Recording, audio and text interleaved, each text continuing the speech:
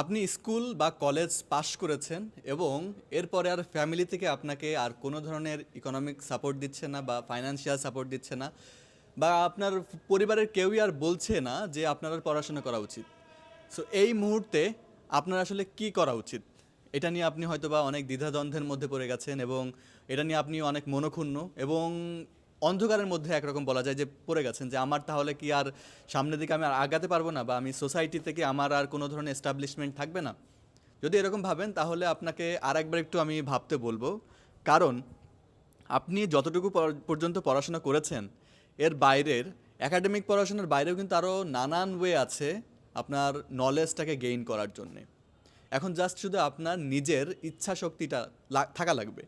কারণ কি, আপনি যদি একটুখানি যারা হচ্ছে বর্তমানে ভার্সিটিতে বা কলেজে আছে তাদের সাথে যদি একটুখানি কথাবার্তা বলেন, ম্যাক্সিমাম বলবে তার ডিপার্টমেন্টের যে পড়াশোনা তার সাথে বর্তমান লাইফের যেই অবস্থা সেখানের কোনো মিল নাই, বা সে কখনো কোনোভাবেই এই দুইটার মধ্যে মিল খুঁজে পায় না।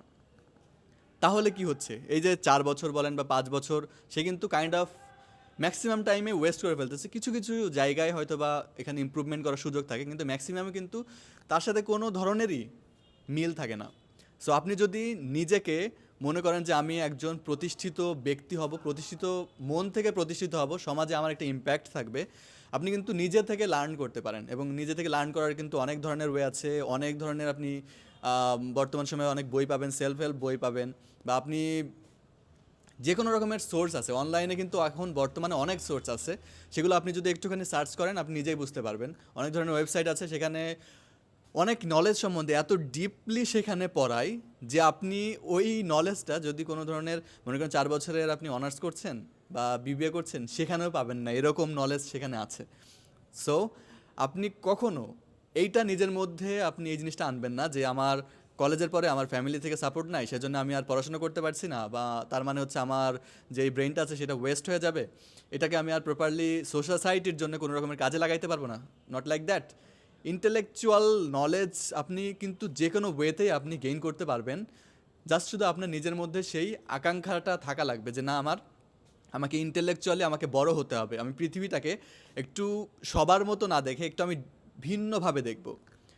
বর্তমান সময়ে দেখবেন ম্যাক্সিমাম স্টুডেন্ট তারা হচ্ছে টিকটক বলেন বা এই ধরনের সোশ্যাল মিডিয়া প্ল্যাটফর্মগুলোতে এত বেশি পরিমাণে আসক্ত হয়ে গেছে যে তাদের নিজেদের চিন্তা করার ক্ষমতা সেটা কিন্তু লোপ পেয়েছে।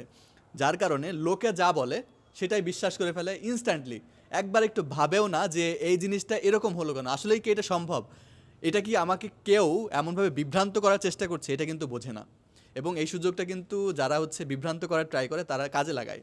সো আপনি নিজের মনকে, নিজের মস্তিষ্ককে বড় করার জন্যে, যদি আপনার সেই ধরনের সামর্থ্য না থাকে যে আপনার ফ্যামিলি আপনাকে সাপোর্ট দিতে পারছে না, যে আপনাকে কোনো একাডেমিক বিবিএ করবেন বা হচ্ছে অনার্স করবেন, সেরকম সাপোর্ট দিতে পারছে না, আপনি নিজে থেকে কিন্তু সেলফ হেল্প টাইপের ডিফারেন্ট টাইপের বুকস কোর্স সেগুলো কিন্তু করতে পারেন, এবং সেটার ফলে আপনি নিজেকে আপনি অন্যভাবে 5 বছর পরে গিয়ে কিন্তু আবিষ্কার করতে পারবেন। এবং তখন আপনি ভাববেন যে 5 বছর আগের আমি কে ছিলাম আর বর্তমানের আমি কে।